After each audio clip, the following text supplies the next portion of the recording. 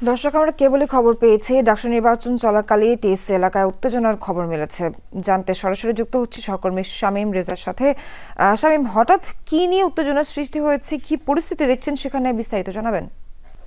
প্রার্থীর যে জায়গাটা সেটা আগে থেকেই দাগানো ছিল, মার্ক করা ছিল। এমন একটা এখানে ছাত্র দলের সাধারণ সম্পাদক নাসির এসেছেন সেই বিষয়টিতে কথা বলার জন্য কর্মকর্তাদের সাথে, এবং তারা আসার পরে আসলে কর্মকর্তাদের সাথেই কথা বলছিলেন। কর্মকর্তারাও সেটার ব্যাখ্যা দিচ্ছিলেন।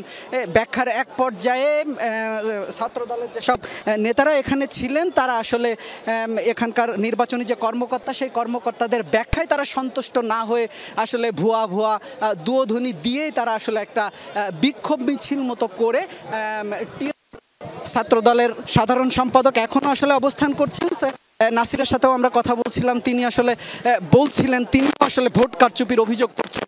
তারা বলছেন যে ছোট ছোট ঘটনায় ছাত্র দলকে বিতর্কিত করার চেষ্টা করা হচ্ছে, অথচ এই টিএসসিতে ছাত্র শিবিরের প্যানেলের প্রার্থীদেরকে সুবিধা দেওয়া হচ্ছে এমন অভিযোগ।